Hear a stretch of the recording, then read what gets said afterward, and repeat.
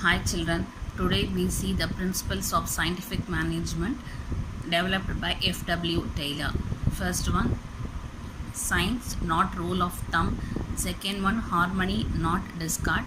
Third one, mental revolution. Fourth one, cooperation not individualism. Fifth one, development of each and every person to his or her greatest efficiency and prosperity. First one, science not rule of thumb. According to Taylor, to increase the efficiency of an organization, scientific method of doing the work should be developed. Rule of thumb means decisions taken by manager as per personal judgment. Decisions should be based on scientific inquiry with cause and effect relationship.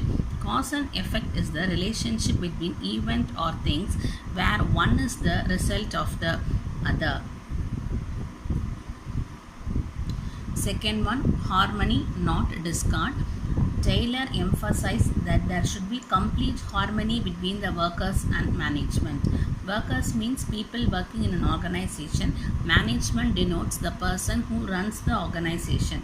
When there is conflict between the two, it will not be beneficial to both the workers and the management.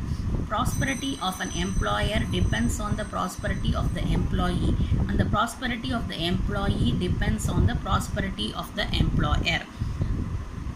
Management should be ready to share the gains of the company with the workers, and the workers should provide their full cooperation and hard work for achieving the organizational goals. Group action with mutual trust and understanding helps to focus on work. There should be perfect understanding between the management and the workers. Both should feel that they are part of the same family. For example, in most of the Japanese companies, paternalistic style of management is followed. In paternalistic style of leadership, patriarch or head treats the employees as the member of a large family. In exchange, the employer expects loyalty and trust and obedience from the employees.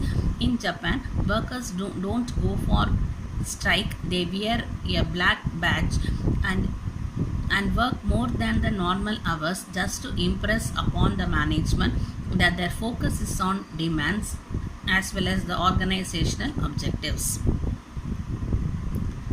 Third one, mental revolution. The technique of mental revolution involves a change in the attitude of workers and management towards each other. Both should realize the importance of each other and should work with full cooperation. Management as well as the workers should aim to increase the profits of the organization. Workers should put their best effort so that company earns profit, and the management also gives a part of profit with the workers. Cooperation next principle, cooperation not individualism.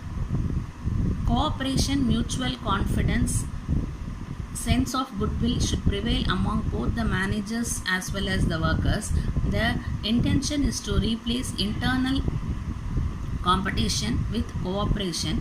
Workers should be considered as part of management and should be allowed to take part in decision making process of the management. Management should welcome the suggestion and should be rewarded if the suggestion is beneficial for the organization. All organizations aimed at reducing the cost and increasing the production, so the workers should not go for strike or make unnecessary demand from management. Management and workers are two pillars ensure achievement of common goals of the organization. Management should guide, encourage and help the workers to achieve the organizational goals. Development of each and every individual to his or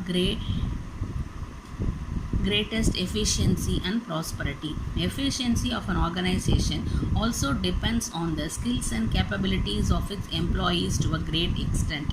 To increase efficiency, steps should be taken right from the process of selection of employees. Employees should be scientifically selected. Work should be given according to his or her physical mental and intellectual capabilities. Efficient employees produce more to earn more. Thus the Taylor's scientific management principle became widely practiced, and the workers and the managers worked together and developed into teamwork as we enjoy today. Hope you are understood. That's all for today's class, children. Thank you.